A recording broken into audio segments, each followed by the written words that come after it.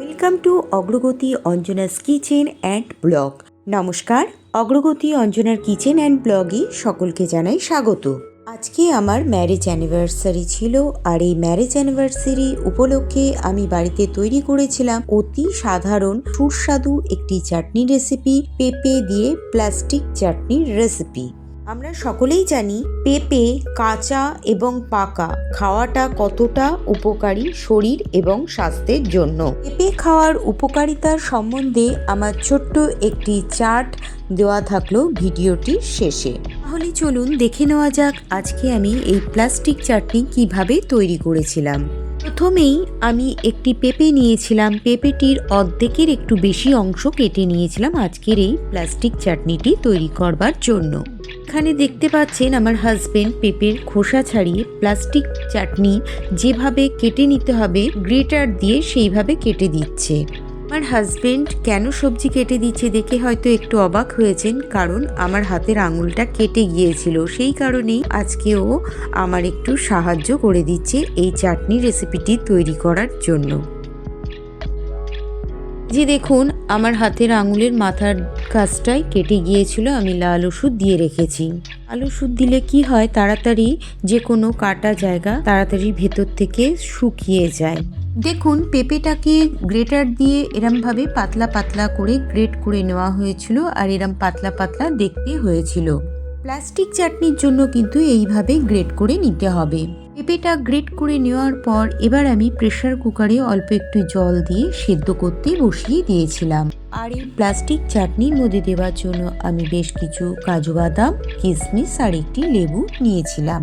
Plastic চাটনির মধ্যে টক ভাব আনবার জন্য আমি একটি আস্ত গোটা লেবু নিয়েছিলাম, আর এই গোটা লেবুটিকেই আমি রস করে নিয়েছিলাম। প্লাস্টিক চাটনি তৈরি করার সময় একটি গুরুত্বপূর্ণ পার্ট হলো চিনি শিরা, আর এই চিনি শিরা তৈরি করবার জন্য প্রথমে আমি 1 বাটি চিনি নিয়েছিলাম। গ্যাসের ওভেনে কড়াই বসিয়ে তার মধ্যে 2 বাটি পরিমাণ জল দিয়ে জলটিকে ভালো করে ফুটিয়ে নিয়েছিলাম। সেই ফুটন্ত জলের মধ্যে আমি আগে থেকে নেওয়া 1 বাটি চিনি ওই জলের মধ্যে ঢেলে দিয়েছিলাম। ঢেলে দিয়ে ভালো করে দেখুন একটি চামচের সাহায্যে আমি মিশিয়ে নিয়েছিলাম এবং চিনি শিরা তৈরি করবার জন্য অপেক্ষা করছিলাম। অপরদিকে গ্রেট করে নেওয়া পেঁপেটিকে আমি প্রেসার কুকারের মধ্যে একটা সিটি দিয়ে সেদ্ধ করে নামিয়ে নিয়েছিলাম। এদিকে আমার চিনি শিরাটি কিন্তু প্রায় তৈরি হয়ে এসেছিল। দেখুন এর মধ্যেকার চিনিগুলো কিন্তু গলে গিয়েছে। এই পর্যায়ে আমি সেদ্ধ করে রাখা পেঁপেগুলোকে এই চিনি শিরার মধ্যে ঢেলে দিয়েছিলাম। ঢেলে দিয়ে চামচের সাহায্যে আবার ভালো করে মিশিয়ে নিয়েছিলাম।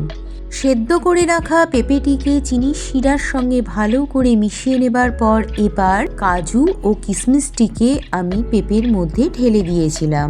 কাজু কিশমিশ এর মধ্যে দেবার পর এর মধ্যে 1/2 টিস্পুন লবণ দিয়েছিলাম।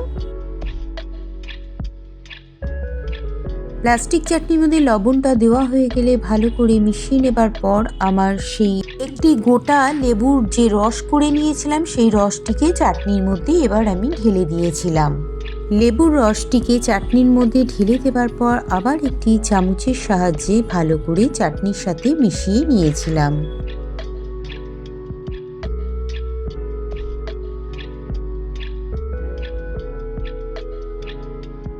চিনি শিরা এবং লেবুর রসের সঙ্গে পেঁপেগুলোকে ভালো করে সেদ্ধ করে নিতে হবে। যতক্ষণ না এই চিনি শিরাটি গাঢ় হয়ে আসছে ততক্ষণ পর্যন্ত ফুটিয়ে সেদ্ধ করে নিতে হবে।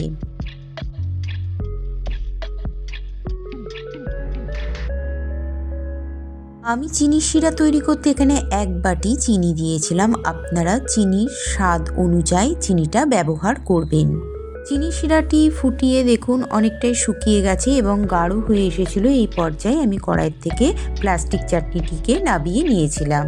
তাহলে তৈরি হয়ে গেল আজকে আমার অনুষ্ঠান বাড়ির স্বাদের প্লাস্টিক চাটনি। আর এই রেসিপি সম্পূর্ণ নিরামিষ রেসিপি, আপনারা যে কোনো অনুষ্ঠানের দিনে তৈরি করে খেয়ে দেখতে পারেন।